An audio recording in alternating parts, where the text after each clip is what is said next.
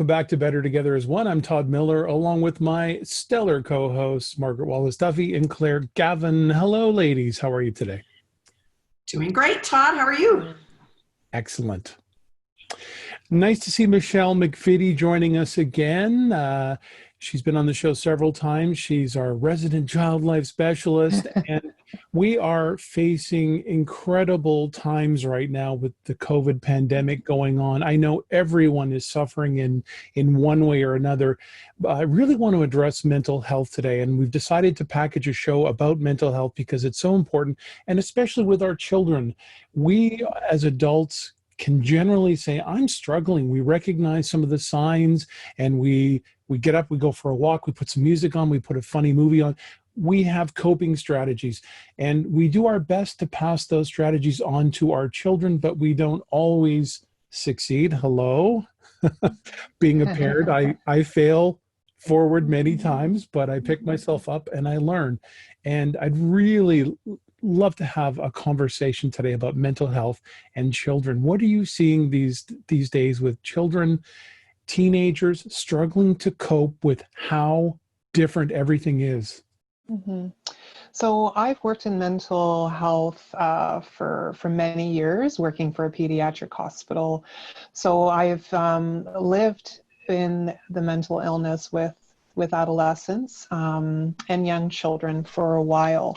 So when we talk about mental illness, there still is a huge stigma. And you were even talking about yourself and how, as a parent, we have the coping strategies. We know when things are not going well. But a lot of us actually don't, because there is a huge stigma on the mental illness, and it's a scary thing. And unfortunately, I think a lot of what's going on out there is crisis support, and we always jump to suicide and that the worst thing is going to happen. So a lot of us don't want to talk about it. It's not a conversation we want to have with our child, because some parents feel that if we talk about it, we're going to make it happen. If they watch those shows and they see what's going on, then it's going to happen. And it's really opening the conversation in your home to talk about feelings and emotions and coping strategies, and really paying attention to our children and our youth to really know what's going on with them, because they may not even know what's going on. You know, Michelle, you're connected to McMaster, correct? Mm-hmm. Yeah. And you do a lot of work with kids from all ages. Mm-hmm. I certainly know Claire and I, as massage therapists, we touch people for a living, and getting back to work after 3 months off and seeing, there's the last 10 years have seen a huge increase in mental health issues arising even in our young children. Last week, I was treating an 8-year-old who's really struggling and scared about the health and well-being of their parents. Are they going to die from the pandemic? Mm-hmm. It's impacting their sleep and all of this. What are some of the ways as parents, we don't sometimes know where to turn and who to ask for help? Mm-hmm. Can you help us guide us to some of those resources that perhaps some of our listeners and viewers don't even know exist? Sure. I think a lot of it too is your family doctor should be number one. And they don't know, that's not their specialty, but at least they may have a family health support team. So they may have a social worker or somebody that's already connected. There are things like Contact Halton, Contact Niagara, Contact Hamilton that are the first step for parents to call. And they will give you that option of, well, they won't give you the option, but they'll do the assessment with you to see how big of an issue is this. They may send you to take some free parenting courses or things like that, different programs that might help, or they may put you on a list to get a formal assessment. Because the thing that you have to understand with mental illness is that there's a continuum. Right? So when you look at the continuum and red is over here and green is here, we're not always in the red, right? And we are in orange and yellow and green. How do we stay in the green? So some of us are struggling, but it's actually not diagnosable. I have not a diagnosed mental illness, but I'm feeling in the red. So coping strategies, being aware of what's going on, those types of things can bring you back to orange, to yellow, to green. A lot of times what's happening is that we're not noticing the yellow and the orange, and then we notice in the red and we're in panic mode, and parents are like, we need help right now.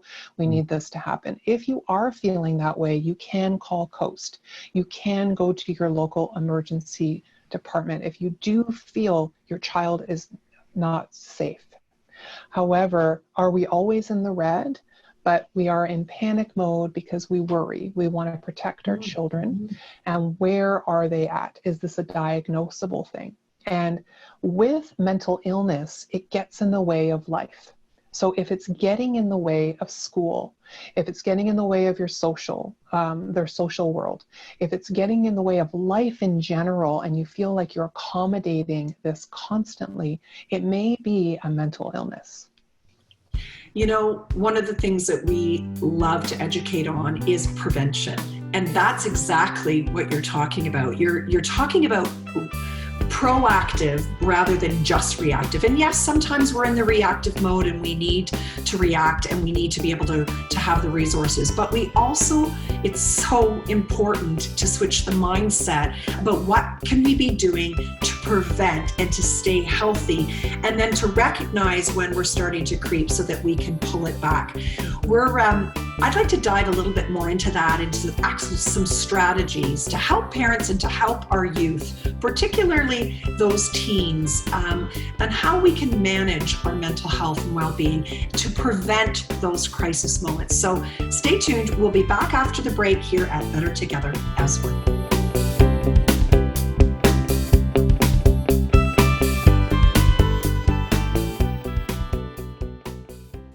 Hello and welcome back, everyone, to Better Together as One. We have Michelle McVittie with us today, child life specialist.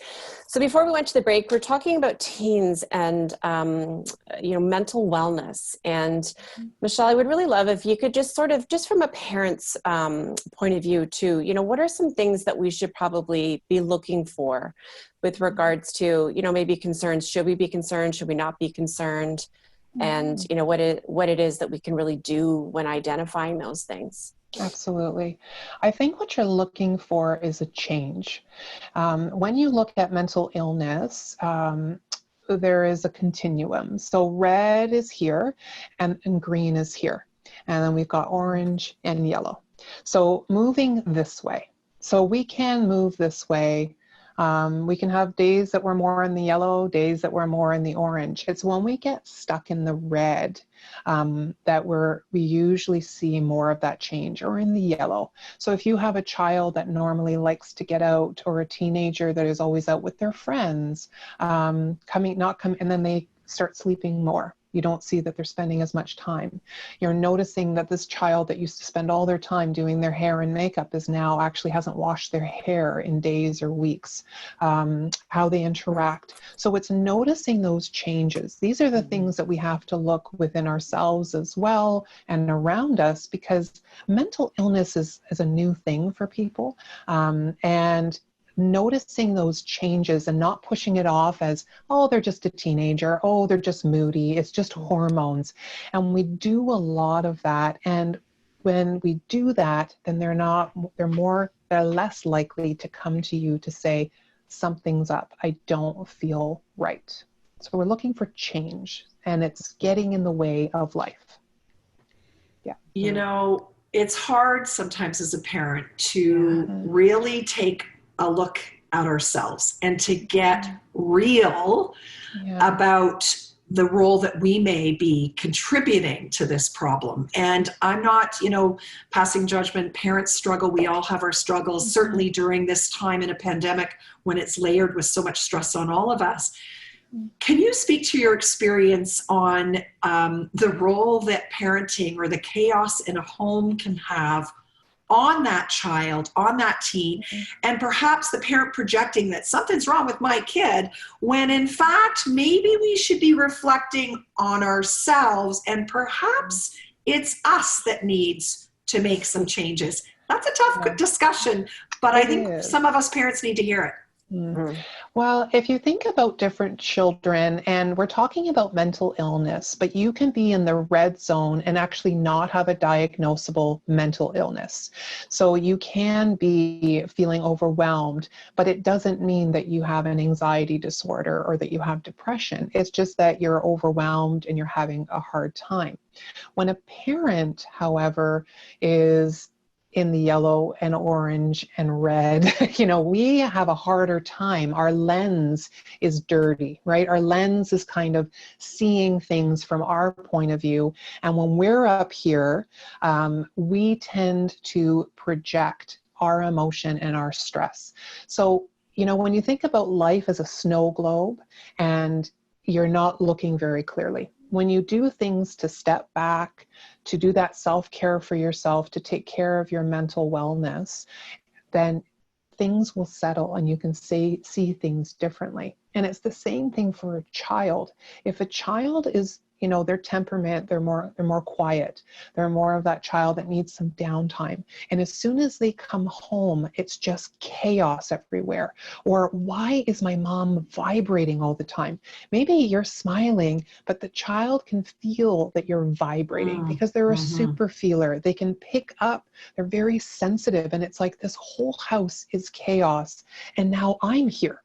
And then if they've got a mental illness on top of that, it just makes it more. Or maybe a learning disability, or if they've got autism or ADHD, and then we've got all of this going on. So how do we support the child and calm things, and how do we react to them? Because I can say, hey, buddy, let's talk for a minute. Or I can say, we need to talk. Exactly the same words, but our energy and our emotion can feed into their stress and what's going on with them. Oh my gosh, our show's called Better Together as One, and is certainly what we do impacts others, what you do impacts us. And that's never been more true than with a child and a parent. I'll be the first to admit, my kids are super feelers. So am I. And it's hard sometimes though to recognize, even when you try so hard to put this veneer that everything's fine, we're good here, when in fact your kids are saying, well, actually, no, I can sense it. It's not.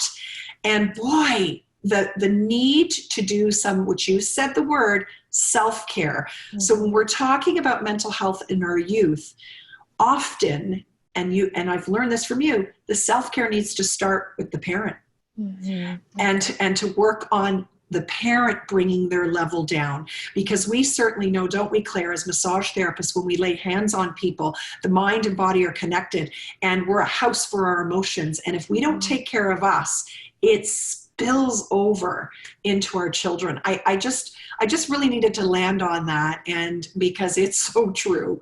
And I know that if I'm not taking my self-care seriously, my children are impacted. And even now that they're adult children, they feel my pain even when I don't want them to. Yeah. Children That's learn on me. what they live. Yeah. Yes, for sure. And children learn what they live. So if they learn this is how you cope, this is how they learn to cope. And then their temperament and all the other things pile on top of that.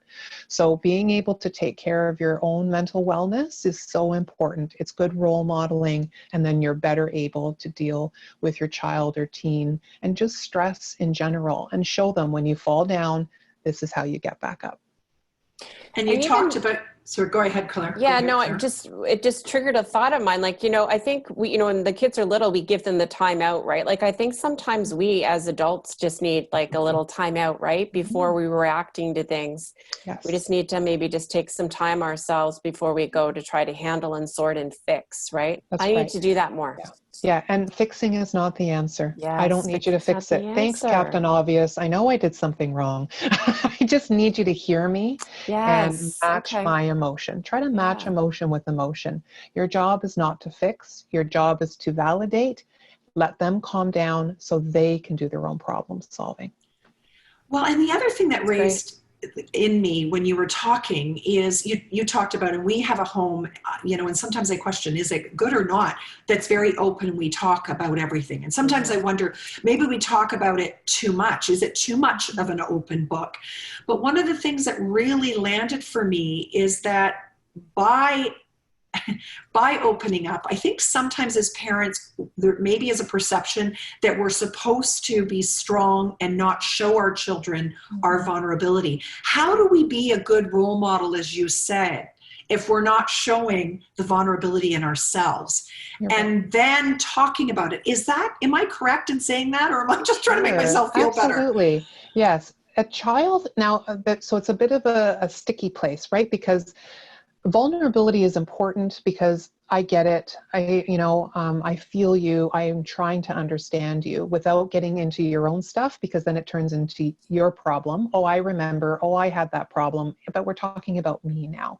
And the other piece too is be careful that if you are distressed, that child becomes distressed, because it's like, what's going on with you? You're stressing out and you're supposed to be taking care of us. So we have to find a middle ground, which is not easy, but that's where that self-love and that self-care, making sure you're taking care of yourself. When those bumps in the road come up, then you're better able to handle them. And then if things don't go well, you acknowledge it, you go back, and then you try to see how you can move forward. Wow. So we're going to take a break here in a moment. And when we come back, we're going to talk about dads. We really feel that dads often aren't getting a voice in the parenting world that they deserve and that our kids deserve. So stay tuned, because we'll be right back here at Better Together as One.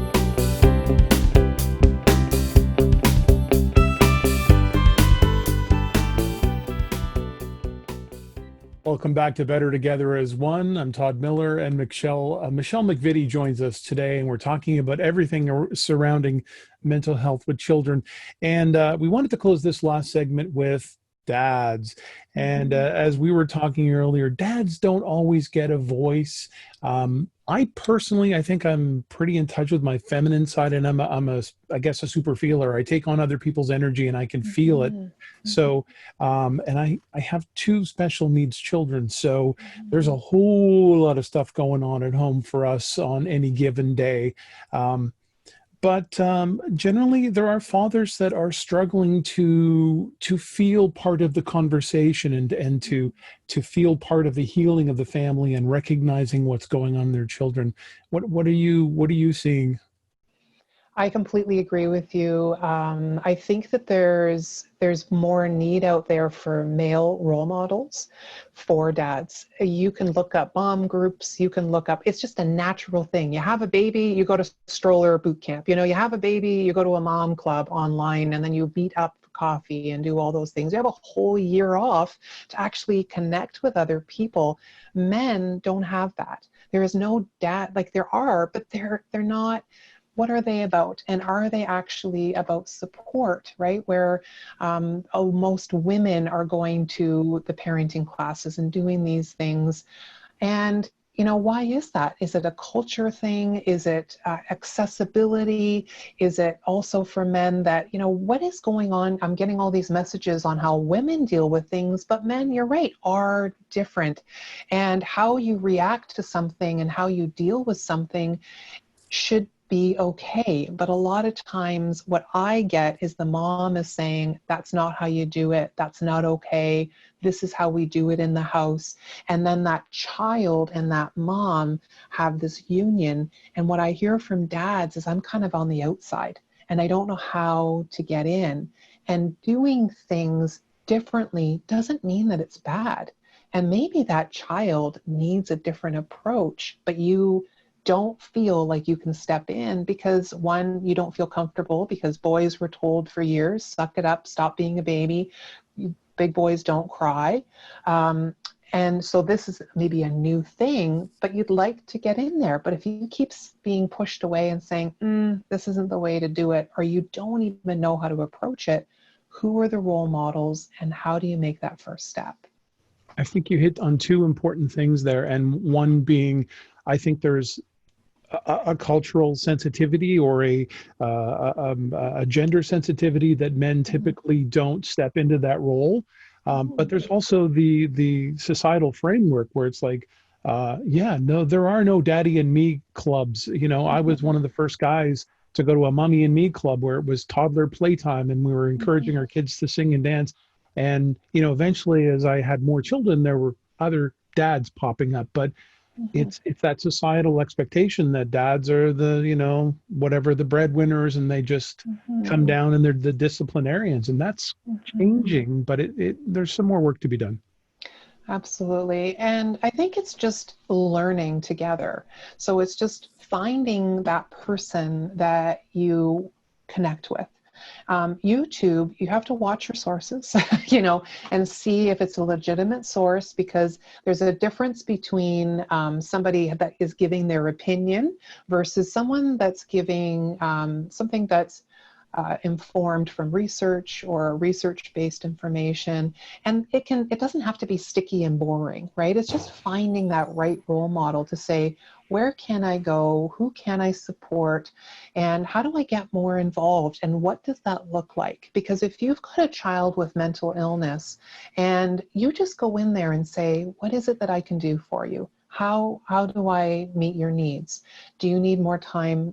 Quiet time? Would you want to, that active piece that helps kind of get some of that emotion out? Can I be part of that? What is your role in this? And that's something you have to decide as a family. The adults in the home have to figure that out first, and then go to the child. Get them part of the conversation of, what do you need? What is it that I can do? I love a bug and a wish. It bugs me when I wish you would. Maybe the child is going to say, it bugs me when you say, let's go shoot hoops, when all I need is some quiet time. Okay, I didn't know that, buddy. And then after I've calmed down, then I'd love to go and shoot some hoops, right? I love that. A bug and a wish. Yes. I love that.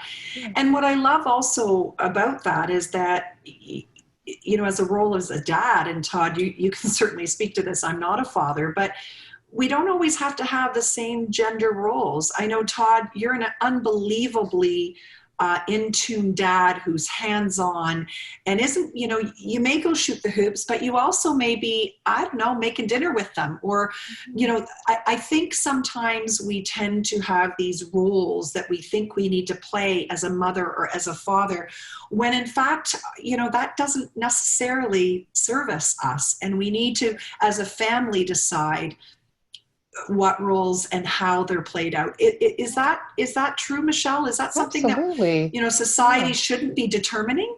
And our definition of what family looks like is very different now. So 2 gay fathers, then they're out of luck. That child's not going to get any emotional support. No, absolutely not. Exactly. And does one do more of the cooking and cleaning and one? Probably not. Like, does it have to be so black and white? And I think what it is just opening your mind to that possibility and knowing that you're probably going to be a little uncomfortable. But when we have this discomfort, it's not going to last forever. What can we do to turn the volume down, take a deep breath? This will pass. Learn from the mistakes. Like you said, sometimes you fall forward, in failure in parenting. And if you keep doing the same thing over and over again, that's the issue. But let's step back and say, what are the skills I need? What can we do differently? And let's work on it together as a team in our family. Love that. Great tips. Celebrate those little successes. Yes, absolutely. Remember those. Yeah. And Todd, I know that you have, you're often a champion online of bringing the dad voice. And I think that what we want from this show is to give a platform for conversation, to ignite conversations for everyone to be better together as one. And Michelle, you've certainly done that today, as you always do. We really appreciate, this, we've just skimmed the surface when it comes to mental health, but I hope you'll come back so we can continue this conversation and take care of what's really important, which is our youth, our future. Absolutely. Well, on behalf of Claire, Gavin, Todd Miller, myself, and the entire Your TV team, we want to thank you for tuning in. If you like the show, please share it with the people you love. We want to hear from you. Follow us on all the social media channels, and make sure you subscribe to our YouTube channel as well, because you'll get the notifications when our episode drops. And until next time, make sure you're better together as one, and stay well, everyone.